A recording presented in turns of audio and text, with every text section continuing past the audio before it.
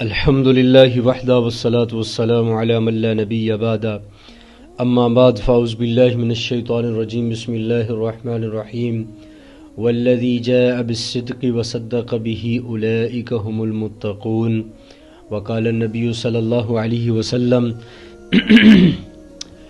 ما نفعني مال قط ما نفعني مال ابی بکر صدیق او کما قال صلی اللہ علیہ وسلم۔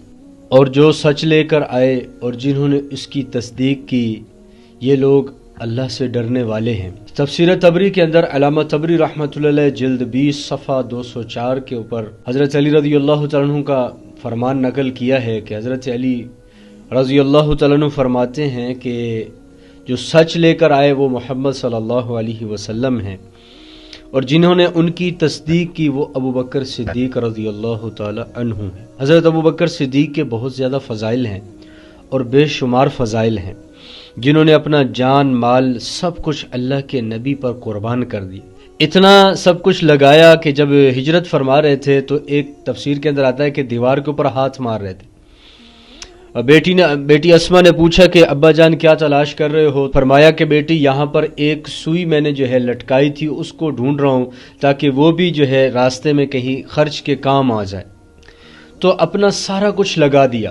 غزوہ تبوک کے موقع کے اوپر آقا کریم علیہ الصلوۃ والسلام تشریف فرما ہے، ابو بکر بھی بیٹھے ہوئے ہیں، اور جبرائیل علیہ الصلوۃ والسلام آئے اور آ کر پوچھا کہ یا رسول اللہ ابو بکر صدیق نے یہ بٹن کی جگہ پر کانٹے کیوں چبھائے ہوئے ہیں؟ یہ ایک روایت مشہور ہے کہ ابو بکر صدیق نے ٹاٹ کا لباس پہنا ہوا تھا، من گھڑت روایت ہے، اس کا جو ہے صحیح اور مستند کتابوں کے اندر کہیں اس کا حوالہ نہیں ملتا، کہ جبرائیل نے پوچھا یا رسول اللہ ابو بکر صدیق نے یہ بٹن کی جگہ پر کانٹے کیوں چبھائے ہوئے ہیں؟ تو آپ علیہ الصلوۃ والسلام نے فرمایا کہ ابو بکر صدیق نے اپنا سارا مال اللہ اور اس کے رسول کی خوشنودی میں خرچ کر دیا ہے، اتنے بھی پیسے نہیں ہیں کہ بٹن خرید کر لگا لیں۔ حضور علیہ الصلوۃ والسلام کو جبرائیل نے عرض کی کہ اللہ فرما رہے ہیں ابو بکر سے کہیے اللہ سلام دے رہے ہیں، اور ان سے کہیے کہ کیا اس حال میں مجھ سے راضی ہے؟ حضور علیہ الصلوۃ والسلام نے ابو بکر کو مخاطب کر کے فرمایا کہ ابو یہ جبرائیل تشریف فرما ہیں اور پہلے تو تمہیں اللہ کا سلام دے رہے ہیں، جن کو اللہ کا سلام آئے ان کی بخشش میں کوئی شک ہے؟ پھر فرمایا آقا کریم علیہ الصلوۃ والسلام نے کہ یہ جبرائیل بیٹھے ہوئے پوچھ رہے ہیں کہ اللہ فرما رہے ہیں کہ اے ابو بکر کیا تم اس حال میں مجھ سے راضی ہو؟ ابو بکر صدیق رونے لگے، آنکھوں سے آنسو گرنے لگے اور عرض کی یا رسول اللہ بھلا میں اللہ سے ناراض ہو سکتا ہوں؟ میں تو اللہ سے راضی ہوں، میں تو اللہ سے راضی ہوں۔ تو ابو بکر صدیق کے اس امت کے اوپر بڑے احسانات ہیں۔ حضرت عمر رضی اللہ تعالیٰ عنہ فرماتے تھے کہ ابو بکر دو جو ہے دن کے نیکیاں مجھے دے دو، میری عمر بھر کے اعمال لے۔ کون سی دو دن کی؟ ایک تو ہجرت کے وقت جو غار کے اندر قیام کیا تھا وہ اس ایک رات کی نیکیاں دے دو، اور دوسرا جب خلافت ملی تو وہ پہلا دن تھا جس کے اندر سارے انتشار کا شکار ہو چکے تھے، کوئی کہہ رہا ہے کہ زکوٰۃ لے لو، کوئی کہہ رہا تھا کہ معاف کر دو۔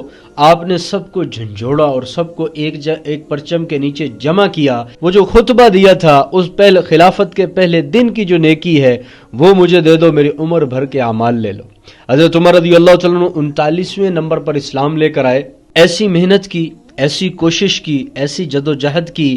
صحابہ تو دین میں ایک دوسرے سے آگے نکلنے کی کوشش کرتے تھے، آج تو دنیا کا مقابلہ ہوتا ہے جی اس کے پاس وگنور ہے تو میں اب اس سے بڑا ماڈل لینا چاہتا ہوں، اس نے اچھا گھر بنایا ہے تو میں اس سے اعلیٰ گھر بنانا چاہتا ہوں، اس کا گیٹ پہ یہ پھول ہیں تو مجھ سے الگ قسم کے پھول لگواؤں گا، اس نے جو ہے ڈبل ٹائل چڑھوائی ہے چھت پر تو میں لنٹر ڈلواؤں گا، اس کی ایک دکان ہے میں 2 دکانیں بناؤں گا۔ ہمارا مقابلہ تو دنیا کے اندر ہوتا ہے، مگر صحابہ کا مقابلہ آخرت کے بارے میں ہوتا تھا کہ میں کس طرح آخرت میں زیادہ اعمال کر کے آخرت میں اس سے آگے نکل جاؤں۔ حضرت عمر رضی اللہ تعالیٰ عنہ 39ویں نمبر پر ایمان لائے، ایسی محنت کی، ایسی جد و جہد کی، ایسے مقابلے کیے نیکی کے اندر صدقے خیرات میں کہ دوسرے نمبر پر آ گئے، کیونکہ پہلے نمبر پر تو ابو بکر صدیق رضی اللہ تعالیٰ عنہ ہیں، ان سے کیسے آگے نکلا جا سکتا ہے۔ ایک اور واقعہ بھی میں عرض کرتا چلوں کہ خلافت کے زمانے میں ابو بکر صدیق نے ایک رجسٹر بنوایا اور رجسٹر کے اوپر نام لکھے فلاں معذور ہے اس کی یہ خدمت کرے گا، فلاں محتاج ہے اس کی یہ خدمت کرے گا، فلاں بوڑھا ہے اس کی یہ خدمت کرے گا۔ ایک بوڑھی عورت معذور تھی لیکن اس کے آگے نام کسی کا نہیں تھا خدمت کا، خالی خانہ چھوڑا ہوا تھا، تو عمر نے سوچا ان کی خدمت تو میں کروں گا۔ ٹھان لی. ایک دن گئے, جب وہاں جا کر دیکھا تو جھاڑو پوچھا ہوا پڑا. دوسرے دن گئے, ہوا پڑا. تیسرے دن گئے, چوتھے دن چھپ کر بیٹھ گئے کہ دیکھنا ہے کون آتا ہے. چوتھے دن ابو بکر صدیق وقت کے امیر المومنین خلیفہ راشد تشریف لا رہے ہیں بوڑھی عورت کے گھر جھاڑو دینے کے لیے, بوڑھی عورت کے گھر پانی بھرنے کے لیے, بوڑھی اپاہج عورت کی خدمت کے لیے آ رہے ہیں. حضرت عمر نے پوچھا من انتا, کون ہو؟ جب ابو بکر صدیق نے اپنا نام ظاہر کیا تو آواز سے پہچان گئے کہ ابو بکر صدیق ہے. تو پھر پوچھا کہ حضرت اس وقت کہاں؟ اس بوڑھی عورت کی خدمت کے لیے جا رہا ہوں, پاؤں میں جوتا نہیں پہنا. فرمایا کہ اس وجہ سے نہیں پہنا کہ کہیں قدموں کی آہٹ پر کسی سوئے ہوئے کی آنکھ نہ کھل جائے, میری وجہ سے میری ذات کسی کی تکلیف کا ذریعہ اور سبب نہ بنے. ایسے حکمران تھے. ابو بکر صدیق کا انتقال ہوا, حضرت عمر خلیفہ بنے, جانشین مقرر ہوئے. تو پھر وہی بوڑھی عورت کی خدمت کے لیے گئے. جب وہ سارا جھاڑو پوچھا کیا, پانی بھر کے رکھا, نوالا اماں کے منہ میں ڈالا. اماں نے کہا پہلے والا تو نہیں ہے. تو عمر نے پوچھا اماں تو اندھی ہے, تجھے کیسے پتا چلا میں پہلے والا نہیں ہوں اور ہوں؟ تو اماں نے کہا کہ بیٹا وہ نوالا چبا کر میرے منہ میں رکھتا تھا اور تو نے ایسے ہی نوالا رکھ دیا, مجھے پتا چل گیا وہ پہلے والا نہیں ہے, کوئی اور آیا. تو حضرت عمر اب دوسرے نمبر پر پہنچے ہیں, لیکن پہلے نمبر پر ابو بکر صدیق. تو آپ علیہ الصلوۃ والسلام نے فرمایا من انفق زوجین فی سبیل اللہ, جس نے کوئی چیز اللہ کے راستے میں خرچ کی, نودی من ابواب الجنہ, تو وہ جنت کے اسی دروازے سے اس کو پکارا جائے گا, یا عبد اللہ ھذا خیر, اور کہا جائے گا اے اللہ کے بندے یہ جو تو نے دنیا کے اندر خرچ کیا تھا یہ اس کا بدلہ ہے, یہ نعم البدل ہے, یہ اس کو آ کر لے لو, وصول کر لو. آقا کریم نے فرمایا من کان من اہل الصلاۃ دعی من باب الصلاۃ, جو نماز سے محبت کرتا ہوگا, جس کا عشق نماز ہوگا, جو نماز کے لیے بے قرار ہوتا ہوگا, تو جس نے نماز کا اہتمام کیا ہوگا اس کو جنت کا جو دروازہ جس کا نام الصلاۃ نماز ہے اس دروازے سے اس کو پکارا جائے گا. دوسرا فرمایا ومن کان من اہل الجہاد, جو مجاہد ہوگا, جو اعلیٰ کلمت اللہ کے لیے جو ہے تلوار کو بلند کرتا رہا ہوگا, اعلیٰ کلمت اللہ کے لیے جدوجہد محنت کوشش کرتا رہا ہوگا, تو اس کو کیا کیا جائے گا دعیا من باب الجہاد, تو اس کو جہاد کا جو جنت کا ایک دروازہ اس کا نام جہاد ہے, تو اس سے جو ہے اس کو پکارا جائے گا کہ آپ اس دروازے سے داخل ہو جاؤ. پھر فرمایا ومن کان من اہل الصیام, جو روزے دار ہوں گے, جو روزہ رکھنے والے ہوں گے, فرمایا کہ دعیا من باب الریان, ان کو جنت کا دروازہ ریان ہے اس سے پکارا جائے گا. ومن کان من اہل صدقہ, جو صدقے خیرات کثرت سے کرنے والے ہوں گے, دعیا من باب الصدقہ, ان کو صدقے والے باب سے بلایا جائے گا. فقال ابو بکر صدیق, ابو بکر صدیق نے عرض کی یا رسول اللہ هل يدعى احد من تلك الابواب كلها, کہ کوئی ایسا بھی ہے جو ان جنت کے سارے دروازوں سے جس کو پکارا جائے گا؟ اللہ کے نبی نے فرمایا نعم ارجو ان تکون منہم, کہ میں اس چیز کی تمنا کرتا ہوں کہ ابو بکر جنت کے 8 دروازے پکاریں گے کہ ابو بکر صدیق ہم سے داخل ہو. پھر آقا کریم نے فرمایا ما نفعنی مال قط, کسی کے مال نے مجھے اتنا نفع نہیں دیا, ما نفعنی مال ابی بکر صدیق, جتنا ابو بکر صدیق کے مال نے مجھے نفع دیا. تو ابو بکر صدیق کی امت پر بڑے احسان ہے, اور ابو بکر کا حضور کے ساتھ عشق ایسا تھا کہ اس عشق کی مثال نہیں ملتی. تو ابو بکر صدیق کا نام عبداللہ تھا اور کنیت ان کی ابو بکر تھی, اور لقب ان کا صدیق اور عتیق تھا, کہ جب آپ علیہ الصلوۃ والسلام کی انہوں نے بغیر شک کے, تردد کے, بغیر سوچے, بغیر وقفے کے آقا کریم کی جو ہے تصدیق کی اور حضور پر جو ہے ایمان لے کر آئے, تو اس پر اللہ کے نبی نے صدیق کا ان کو لقب دیا تھا. ابو بکر صدیق کے والد کا نام عثمان ہے اور کنیت ان کی جو ہے ابو قحافہ ہے, اور ابو بکر صدیق کی والدہ محترمہ کا نام جو ہے سلمہ ہے, اور ان کی کنیت ام خیر ہے, اور ام خیر کے نام سے ہی مشہور ہے. ابو بکر صدیق کا جو تعلق ہے قبیلہ قریش کی شاخ ہے بنو تمیم, اس سے ہے, اور زمانہ جاہلیت کے اندر ابو بکر صدیق کا نام تھا عبد القعبہ. ابو قحافہ کے ہاں اولاد ہوتی تھی مر جاتی تھی, تو انہوں نے منت مانی تھی کہ اگر میرا بیٹا ہو, زندہ بیٹا پیدا ہو, پھر وہ زندہ رہے تو جو ہے نسبت کعبے کی طرف کر دوں گا. تو جب ابو بکر پیدا ہوئے تو انہوں نے ان کا نام عبد القعبہ رکھا, تو حضور علیہ الصلوۃ والسلام نے پھر بعد میں بدل کر ان کا نام عبداللہ رکھا. تو ابو بکر صدیق کی جو پیدائش ہے عام الفیل رہا, لشکر لے کر آیا تھا بیت اللہ کو گرانے کے لیے, تو اس کو عام الفیل کا سال کہا جاتا ہے. تو عام الفیل سے 2 سال 6 ماہ بعد, اور ہجرت نبوی سے 50 سال 6 ماہ پہلے جو ہے 573 عیسوی کے اندر ابو بکر صدیق کی ولادت ہے. اور ابو بکر کا جو نسب ہے والد اور والدہ دونوں کی طرف سے 7ویں پشت پر جا کر حضور علیہ الصلوۃ والسلام کے ساتھ مل جاتا ہے. ابو بکر صدیق رضی اللہ تعالیٰ عنہ جس ماحول کے اندر آنکھیں کھولی کفر و شرک اور فسق و فجور کا دور تھا، ہر طرف معاصی ہے، گناہوں کا انبار ہے، زندگی گزارنے کا پتہ کوئی نہیں، خواہشات کی اندھا دھند تقلید ہے، جو جی میں جیسے چاہ رہا ہے ویسے ہر کوئی عمل کر رہا ہے۔ اس ماحول کے اندر ابو بکر صدیق نے آنکھ کھولی۔ 4 سال کی عمر کے اندر ایک دفعہ ابو قحافہ ابو بکر کو لے کر بت خانہ میں آئے اور آ کے بتوں کے سامنے کھڑا کر کے کہا کہ یہ تمہارے رب ہے، یہ تمہارا بلند بالا رب ہے، اس کو پکارو۔ تو ابو بکر صدیق نے کہا کہ ٹھیک ہے میں ان کو پکارتا ہوں۔ ابو بکر صدیق نے بتوں کو مخاطب کر کے فرمایا، میں بھوکا ہوں مجھے کھانا کھلاؤ، میں ننگا ہوں مجھے کپڑا پہناؤ۔ پھر پتھر اٹھایا اور کہا کہ اگر یہ خدا ہے اپنے آپ کو اس پتھر سے بچائے، اور پتھر اس زور سے مارا کہ اس بت کو لگا بت دھڑم نیچے جا گرا۔ ابو قحافہ باپ نے ابو بکر صدیق کو تھپڑ مارے اور واپس اپنی بیگم کے پاس لے کے آئے، کہا کہ ان کو یہی سنبھالے، یہ باہر نکالنے کے نہیں ہیں۔ اس کے بعد پھر ان کو کسی بت کے سامنے اصرار کے ساتھ کہ تو چل اس بت کے پاس نہیں لے کر گئے۔ تو ابو بکر صدیق جب جوان ہوئے تو انہوں نے تجارت کو اپنا معمول بنایا اور تجارت شروع کی، مکے کے اندر کپڑے کی تجارت شروع کی، اور ایسی محنت کی کہ بہت جلد ہی مکے کے بڑے تاجروں میں شمار ہونے لگا۔ شراب کو حرام کیا ہوا ہے اپنے اوپر، اور زندگی ایسے گزار رہے ہیں جیسے گزارنے کا حق تھا زمانہ جاہلیت کے اندر۔ پھر اسلام لائے، پھر تو سبحان اللہ، پھر تو اللہ کی طرف سے سلام آ رہا ہے، پھر تو رضی اللہ عنہم کا ٹائٹل مل رہا ہے، پھر تو ہجرت کے موقع کے اوپر ثانی اثنین اذ ہما فی الغار لا تحزن ان اللہ معنا کہا جا رہا ہے۔ ایک رات ابو بکر نے خواب دیکھا، چاند آسمان سے اترا، ٹکڑوں میں بٹا، اور پھر وہ ٹکڑے پورے مکہ کے اندر تقسیم ہوئے، پھر وہ ٹکڑے جمع ہوئے، چاند بن کے میری گود کے اندر آ گیا۔ راہب کے پاس گئے، ان سے پوچھا تو انہوں نے بتایا کہ ایک وقت کے ایک نبی مبعوث ہونے والے، ان میں سب سے افضل تم نے ہونا ہے، کیونکہ ہمارا عقیدہ ہے افضل البشر بعد الانبیاء ابو بکر صدیق۔ امت اہل سنت والجماعت کا اس بات پر اجماع ہے کہ انبیاء کے بعد سب سے افضل، سب سے اعلیٰ ابو بکر صدیق رضی اللہ تعالیٰ عنہ ہیں۔ حضور علیہ الصلوۃ والسلام کی بعثت ہوئی، 2 روایتیں اس کے اندر، ایسے تو بہت سی روایتیں ہیں، بہت سے واقعات مشہور ہیں، منسوب ہیں، لیکن 2 میں ذکر کر دیتا ہوں۔ ابو بکر صدیق کو حضور نے دعوت دی تو انہوں نے کہا کہ ہر چیز کی دلیل ہوا کرتی ہے، آپ کے نبوت کی کیا دلیل ہے؟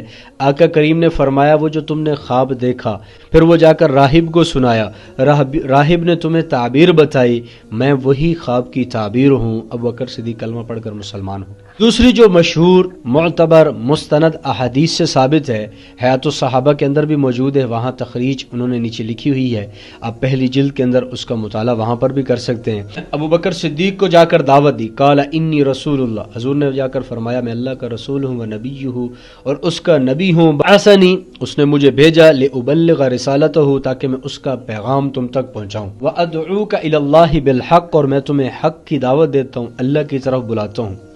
فاسلم، ابو بکر صدیق اسلام لے کر آئے۔ آقا کریم علیہ الصلوۃ والسلام نے فرمایا ما دعوت احدا الی الاسلام، میں نے جتنوں کو بھی اسلام کی طرف دعوت دی ہے، الا کانت عنده قبوۃ، وہ تھوڑی دیر رکا ہے، وتردد، اس نے شک کیا ہے میری بات کے اندر، ونظر، پھر غور و فکر کیا ہے، یہ جو بات کر رہے ہیں سچی ہے نہیں سچی، تصدیق کر لینی چاہیے، تردید کر دی جائے، قبول کر لیں، اگنور کر دیں۔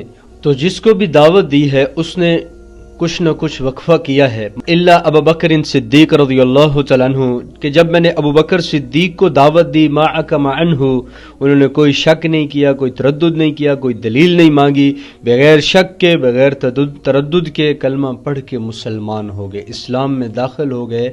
فاسلم، فا بتا رہی ہے کہ فوراً کلمہ پڑھ کر مسلمان ہو گئے، کوئی دلیل انہوں نے نہیں مانگی۔ تو ابو بکر صدیق رضی اللہ تعالیٰ عنہ جب کلمہ پڑھ کر مسلمان ہوئے تو دور صحابہ کے دور میں تو جو کلمہ پڑھتا تھا وہ یہ نہیں کہتا تھا کلمہ پڑھ کے آ کے گھر بیٹھ جاتے، تو ماں کی گود میں کلمہ ملا ہے اس کی قدر نہیں ہے، جس چیز پر پیسہ لگتا ہے اس کی قدر ہمیں معلوم پڑ جاتی ہے، جس پر جان لگے، وقت لگے، اس کی قدر ہمیں پتہ ہے۔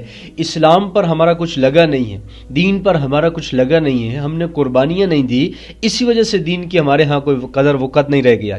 تو ان سے پوچھیں جا کر جو کلمہ پڑھ کر مسلمان ہوتے ہیں، ان کو اپنے گھرانوں کے ساتھ بائیکاٹ کرنا پڑتا ہے، ان کو اپنے شہر کو چھوڑنا پڑتا ہے، ان کو اپنے سارا مال تجارت چھوڑنا پڑتا ہے، بائیکاٹ کر دیتے رشتہ دار۔ ہماری 2014 کے اندر ننکانہ صاحب کے اندر تشکیل تھی فیصل آباد کے پاس میں، تو ایک مسجد میں تھے، تو نوجوان لڑکا دسترخوان بچھایا، وہاں آ کر بیٹھ گیا، مجھے آج بھی یاد ہے اس نے آسمانی کلر کا کاٹن کا جوڑا پہنا ہوا تھا، نوجوان تھا، 25-26 سال کی ان کی عمر تھی.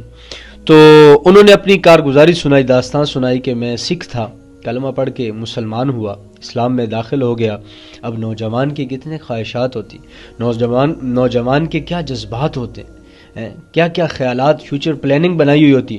تو کہنے لگے میں کلمہ پڑھ کے مسلمان ہوا، میرے جتنے گھر والے تھے، جتنے رشتہ دار، دوست احباب، سب نے میرے ساتھ بائیکاٹ کر لیا. اب میں نے اپنا ڈیرا یہی مسجد میں ڈالا ہوا ہے، یہ میرا بیگ پڑا، انہوں نے بیگ دکھایا کہ یہ میرا بیگ پڑا ہوا ہے، یہی میری کل دنیا ہے اور یہ مسجد میرا گھر ہے. ہمارا کچھ لگا نہیں اس لیے ہمیں قدر نہیں. جب کچھ لگتا تو پھر حی علی الصلاح حی علی الفلاح کی صدا پر مسجد میں آتے کہ اللہ کا حکم آ گیا. کچھ لگتا تو پھر مالدار زکوٰۃ بھی دے رہے ہوتے، کچھ لگتا تو پھر ہمیں دین کی قدر ہوتی. بکر صدیق رضی اللہ تعالیٰ عنہ کلمہ پڑھ کے مسلمان ہوئے. حضور علیہ الصلوۃ والسلام سے عرض کی کہ یا رسول اللہ اجازت برحمت فرمائیے، اجازت دیجیے، میں بیت اللہ کے اندر جا کر دعوت دینا چاہتا ہوں. آقا کریم نے فرمایا کہ ابھی ہم مغلوب ہیں، کفار مشرکین کا غلبہ ہے، وہ تکلیف پہنچائیں گے. تو دیوانے کا اصرار تھا، آقا کریم نے اجازت دی. ابو بکر صدیق بیت اللہ کے اندر تشریف لائے اور سب سے پہلا تبلیغی خطبہ وہاں پر شروع فرمایا، اور اسلام کے اندر یہ پہلا خطبہ جو ابو بکر صدیق نے دیا ہے. تو جب خطبہ دیا، خطبے کا شروع کرنا تھا کہ کفار مشرکین چاروں طرف سے ٹوٹ پڑے. اتنا مارا لاتوں سے، مکوں سے، گھونسوں سے، جتنا ہو سکتا تھا ان سے انہوں نے مارا. اور سب نے دیکھا کہ ابو بکر صدیق اس وحشیانہ حملے سے زندہ نہیں بچ سکتے، کہ جس بال کو ایسے پکڑتے تھے وہ بال ایسے ہی ساتھ آ جاتا تھا. تو بنو تیم کے جو ابو بکر صدیق کے قبیلے کے لوگ تھے وہ بیت اللہ میں آئے، انہوں نے چھڑوایا، ابو بکر کو اٹھا کر گھر لے گئے اور پھر آ کر اعلان کیا کہ اگر ابو بکر صدیق اس وحشیانہ حملے سے زندہ نہ بچے تو ہم ان کے بدلے میں عتبہ بن ربیعہ کو قتل کریں گے. کہ یہ لعنتی، یہ ملعون عتبہ بن ربیعہ جو تھا، ابو بکر صدیق ایسے لیٹے ہوئے تھے تو دونوں پاؤں کے پنجے ایسے اوپر اٹھاتا، زور سے پھر ان کے اوپر مارتا تھا، پھر اٹھاتا پھر مارتا تھا. ایسا اس نے ظلم و ستم ڈھایا تھا. تو گھر کے اندر لے گئے تو شام تک بلاتے رہے، کوئی آواز نہ آئی. شام کو بولے تو سب سے پہلا لفظ ابو بکر صدیق رضی اللہ تعالیٰ عنہ کی زبان مبارک پر آیا، حضور صلی اللہ علیہ وسلم کا کیا حال ہے. ہم تو خوشی میں آقا کی سنت کو چھوڑ دیتے ہیں، غم کے موقع پہ اور خواہشات کے پیچھے بھاگتے ہیں. ہم تو ہر موقع کے اوپر اللہ کے نبی کی سنت کو چھوڑ دیتے ہیں. آپ کا موبائل تھوڑی دیر کہیں رکھ دیا جائے، کہیں بھول جائیں، موبائل بھول جائیں، گاڑی کی چابی بھول جائیں، اور کوئی چیز بھول جائیں، مجنون والی کیفیت بن جاتی کہ جب وہ میرا موبائل کہاں چلا گیا. اتنی سنتیں ہم سے چھوٹ گئی. کبھی ہماری کیفیات ایسی بنی ہے، ہائے حضور کی سنت مجھ سے چھوٹ گئی، ہائے میرا دن ایسا گزرا کہ اللہ کے نبی کی سنت پر عمل نہ کیا. سالوں سال گزر جاتے ہیں، اللہ کے نبی، سالوں سال تو دور کی بات، زندگیاں گزر جاتی ہیں، اللہ کے نبی کی سنت پر نہیں چلتے. تو یہ کتنے دکھ اور افسوس کی بات ہے کہ اللہ نے ہمیں امام الانبیاء عطا فرمایا، جس کے لیے نبیوں نے درخواست کی تھی کہ اللہ ہمیں آخری نبی کا امتی بنا دے. اللہ نے بن مانگے، بن سفارش کی، اللہ نے ہمیں حضور کا امتی بنا دیا. تو یہ اللہ کا احسان ہے. تو ابو بکر صدیق بول رہے ہیں کہ اللہ کے نبی کا کیا حال ہے. تو جو قبیلے کے لوگ تھے وہ غصہ ہوئے کہ انہی کی وجہ سے یہ ساری مصیبت آئی ہے، پھر انہی کا نام لے رہے ہو. تو بد دل ہوئے اور اٹھ کر چلے گئے. مگر ابو بکر صدیق کی جو والدہ ام خیر تھی، ان کو کہا کہ کچھ تیار کر کے ان کو کھلائیں. انہوں نے کوئی تیار کیا، حریرہ سا بنا، اور حریرہ سا جب تیار ہو گیا تو ابو بکر صدیق کے پاس لے کے آئیں. ماں تھی کہ بیٹا کچھ تناول فرمائے. تو ابو بکر صدیق نے قسم کھا لی کہ اس وقت تک کچھ نہیں کھاؤں گا جب تک کہ مجھے محمد صلی اللہ علیہ وسلم کے حالات معلوم نہ ہو جائیں کہ اب وہ کس حال میں ہیں. تو وہ بھی ماں تھی تو انہوں نے کہا بیٹا مجھے تو کچھ خبر نہیں ہے. تو ابو بکر صدیق نے کہا حضرت عمر کی بہن کے بارے میں کہ جائیں جا کے ام جمیل، حضرت عمر کی بہن تھی، ان سے جا کر پتہ کریں. ام خیر ان کے گھر گئی تو ام جمیل، کیونکہ اس وقت تک کفار مشرکین کا غلبہ تھا، کفار مشرکین مسلمانوں کو طرح طرح کی اذائیں تکلیفیں پہنچاتے تھے. تو ام جمیل نے کہا کہ مجھے کیا پتا کون ابو بکر اور کون جو ہے محمد صلی اللہ علیہ وسلم، تو تیرے بیٹے کے بارے میں سنا ہے کہ ان کو مکے والوں نے مارا ہے، اگر آپ کہو تو میں چل کر ان کی جو ہے تیمارداری کر لیتی ہوں. تو وہ ساتھ ہوئی، ام جمیل اور ابو بکر صدیق کے پاس پہنچے اور آ کر بیٹھ کر رونا شروع کر دیا. انہوں نے بھی اپنے ایمان کو چھپایا ہوا تھا، رونا شروع کر دیا کہ مشرکین نے، کفار نے کیا حال کر دیا، اللہ ان کا برا کرے. تو ابو بکر صدیق نے پھر یہاں پر پوچھا کہ بتاؤ محمد صلی اللہ علیہ وسلم کا کیا حال ہے. تو ام جمیل نے اشارہ کیا کہ آپ کی والدہ محترمہ کھڑی ہیں. انہوں نے کہا میری والدہ کی کوئی ٹینشن نہیں ہے، آپ مجھے بتائیں. تو انہوں نے عرض کی کہ دار ارقم میں موجود ہیں، آقا کریم علیہ الصلوۃ والسلام صحیح سلامت ہیں. تو ابو بکر نے عرض کی مجھے بھی وہاں لے چلو. تو انہوں نے کہا کہ ابھی تو باہر لوگوں کی آمد رفت ہے، لوگ چل پھر رہے ہیں، تو جیسے ہی رات ڈھلے گی ہم آپ کو لے جائیں گے. رات ڈھلی، ابو بکر صدیق کو ساتھ لیا اور وہاں پہنچے اور دار ارقم کے جو ہے اندر داخل ہوئے. حضور علیہ الصلوۃ والسلام ابو بکر صدیق کے ساتھ لپٹ کر روئے، سارے مسلمان روئے. اور ابو بکر صدیق نے عرض کی یا رسول اللہ یہ میری والدہ ہیں، ان کو جو ہے آپ دعوت دیں. تو حضور نے پہلے دعا کی اور پھر ان کو دعوت دی، کلمہ پڑھ کر مسلمان ہو گئے. تو ابو بکر صدیق رضی اللہ تعالیٰ عنہ دین کی خاطر بڑی مشقتیں بھی برداشت کی. اور ابو بکر صدیق نے پھر 2 ہجرتیں کی ہیں. سب سے پہلی ہجرت کفار مشرکین کے ظلم و ستم بڑھے. ابو بکر صدیق آقا کے پاس آیا، یا رسول اللہ کہ مجھے ہجرت کی اجازت دیجیے. اصرار کیا تو حضور علیہ الصلوۃ والسلام نے فرمایا حبشہ کی طرف ہجرت کریں. حبشہ کی آب و ہوا مکے کی آب و ہوا کے موافق ہے، مکے کی آب و ہوا کی طرح ہی ہے، تو وہ آپ لوگوں کو موافق ہے، وہاں آپ لوگ ہجرت کر لیں. ابو بکر صدیق نکلے. راستے میں مالک بن دغنہ ملے، مکے کے بڑے سردار تھے. انہوں نے پوچھا ابو بکر کہاں جا رہے ہو؟ کہا آپ کی قوم کے لوگ مجھے یہاں نہیں رہنے دے رہے، مجھے اللہ کی بندگی پرستش نہیں کرنے دے رہے، اس وجہ سے یہ شہر چھوڑ کر جا رہا ہوں. انہوں نے کہا کہ آپ جیسا بندہ تو مکے میں ہی رہنا چاہیے، آپ صلہ رحمی کرتے ہیں اور اس کے بعد جو ہے غریبوں کی، بیواؤں کی، یتیموں کی مدد کرتے ہیں، بیماروں کی تیمارداری کرتے ہیں، بھٹکیوں کو راستہ دکھاتے ہیں، بھوکھوں کو کھانا کھلاتے ہیں. آپ جیسا رحم دل، نرم دل، آپ جیسا مخلص انسان تو مکہ میں ہی رہے، چلو میں آپ کی ذمہ داری لیتا ہوں، آپ چلیں میرے ساتھ. واپس آئے تو سب کے سامنے انہوں نے، مالک نے اعلان کیا کہ ابوبکر آج سے میری ذمہ داری میں ہے. مشرکین نے کہا کہ آپ کی ذمہ داری میں ان سے یہ کہیں کہ جنہوں نے گھر کے باہر ایک مسجد بنائی ہوئی ہے، کیونکہ ابوبکر صدیق ذکر الہی میں بڑا مشغول رہتے تھے، قرآن پڑھنے کا ان کو بڑا شوق تھا، بڑی دل لگی تھی قرآن کے ساتھ. تو کہا کہ ایک شرط پر رہیں کہ گھر باہر قرآن نہ پڑھیں، گھر کے اندر قرآن پڑھیں، گھر کے اندر نماز پڑھیں. کہا ٹھیک ہے. 2-4 دن تو گزرے ایسے ہی کیا، لیکن پھر سوچا کہ کب تک میں چھپ کر عبادت کرتا رہوں. پھر اسی مسجد میں جو باہر بنایا ہوا تو مصلی، اسی میں اپنی عبادت شروع کر دی. ایسا قرآن پڑھتے اور نماز کے اندر روتے کہ مشرکین کی عورتیں اور بچے آ کر جو ہے دیکھتے اور ان کے اوپر بھی عجیب کیفیت طاری ہو جاتی تھی. تو خیر ابوبکر صدیق نے آ کے جو ہے ان کی جو سرپرستی تھی، انہوں نے جو ذمہ داری لی تھی اس کو واپس کر دیا کہ میں آپ کی ذمہ داری آپ کو واپس کرتا ہوں، میں اللہ کی ذمہ داری میں ہوں. یوں ہجرت تو نہ کی، لیکن آقا کریم نے ہجرت کی اجازت دے دی. راستے سے ہی پھر مالک بن دغنہ ان کو واپس لے کے آئے. دوسری ابوبکر صدیق کی ہجرت جو تھی، ہجرت مدینہ تھی، جس کے اندر اللہ کے نبی علیہ الصلوۃ والسلام تھے اور حضور کی معیت کے اندر ہجرت فرمائی. قرآن میں اللہ فرما رہے ثانی اثنین اذ ہما فی الغار لا تحزن ان اللہ معنا. ابوبکر کو آقا کریم فرما رہے ہیں ابوبکر غم نہ کرو، اللہ ہمارے ساتھ ہے. ان 2 کے بارے میں آپ کیا کہتے ہو جن کے ساتھ تیسرا اللہ ہے؟ تو امی عائشہ فرماتی ہیں دوپہر کے وقت آقا کریم ہمارے گھر تشریف لائے اور فرمایا ابوبکر ہجرت کا حکم آ گیا، آج کون ہے؟ آپ میرے ساتھ ہیں. امی عائشہ فرماتی ہیں ابوبکر صدیق رونے لگے اور اس وقت کہتی ہیں کہ مجھے پتہ چلا کہ بندہ خوشی کی حالت میں بھی روتا ہے. تو پھر آقا کریم کے معیت میں جو ہے ہجرت شروع فرمائی، مدینہ پہنچے اور سفر و حضر کے اندر آقا کریم علیہ الصلوۃ والسلام کی مجلس میں جو ہے رہا کرتے تھے، حضور کے ساتھ رہا کرتے تھے. آقا کریم علیہ الصلوۃ والسلام دنیا سے پردہ فرما گئے، جانشین خلیفہ ابوبکر صدیق بنے. حضور علیہ الصلوۃ والسلام بیمار ہوئے تو آخری عمر کے اندر اللہ کے نبی علیہ الصلوۃ والسلام نے اپنے مصلی پر ابوبکر صدیق کو کھڑا کیا. امی عائشہ رضی اللہ تعالیٰ فرماتی میں نے عرض کی یا رسول اللہ ابوبکر صدیق نرم دل ہیں، ان کو پیچھے کرے، عمر کو آگے کریں. صحابہ نے ایسے ہی کیا کہ ابوبکر صدیق پیچھے ہو گئے، عمر مصلی پہ آ گئے. اللہ کے نبی علیہ الصلوۃ والسلام بیماری کی حالت میں فرمایا عمر کو پیچھے کرو، ابوبکر کو آگے کرو، یہ میرا نہیں میرے اللہ کا حکم ہے کہ ابوبکر کو میرے مصلی پر لایا جائے. تو پھر عمر پیچھے ہو گئے، ابوبکر صدیق رضی اللہ تعالیٰ عنہ مصلی پر آ گئے. تو اللہ کے نبی علیہ الصلوۃ والسلام حضرت ابوبکر صدیق کی معیت میں نماز بھی ادا کی. تو آقا کریم کے انتقال کے وقت ثقیفہ بنی ساعدہ جس کے اندر انصار جمع ہوئے، سعد بن عبادہ بھی وہاں موجود ہیں.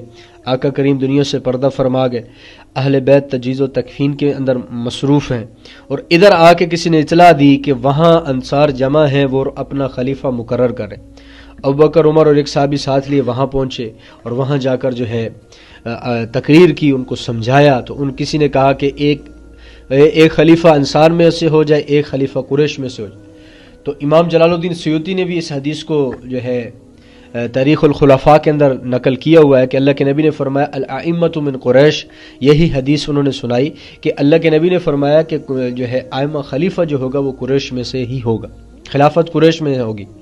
تو بڑا لمبی بحث ہے، اور پھر کنہی لوگوں نے یہ گھڑ لیا، بنا لیا کہ ابو بکر صدیق رضی اللہ تعالیٰ عنہ اور عمر فاروق رضی اللہ تعالیٰ عنہ اہل بیت جو تجہیز و تکفین کے اندر مصروف تھے، یہ خلافت لینے کے چکروں میں یہاں پہنچے اور انہوں نے آ کر حضرت علی کو خلافت ملنی تھی، انہوں نے آ کر خلافت پر ڈاکہ ڈالا، خلافت کو غصب کیا، خلافت کو چھین لیا۔ صدیق کی خلافت حق تھی، اہل سنت والجماعت کے نزدیک خلفائے راشدین مہدیین کی طریقے پر، سنت پر چلنا ایسا ہی ہے جیسے اللہ کے نبی علیہ السلام کے طریقے پر چلنا ہے۔ حضور نے فرمایا کہ میری اقتداء کرو اور میرے بعد خلفائے راشدین کی جو ہے وہ آپ اقتداء کرو، ان کے بھی نقش قدم پر چلو۔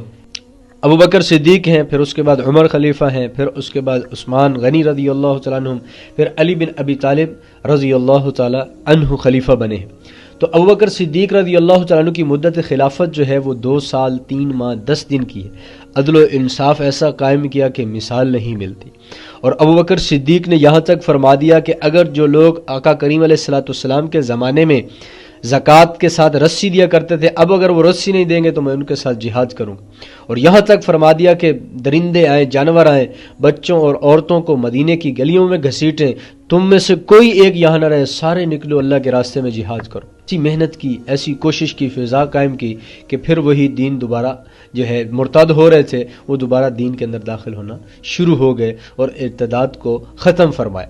تو ابوبکر صدیق پھر دنیا سے پردہ فرما گئے، اور آپ کی جب موت کا وقت ہوا تو آپ نے کہا کہ آج کون سا دن ہے؟ کہا پیر کا دن ہے۔ کیوں پوچھ رہے ہیں؟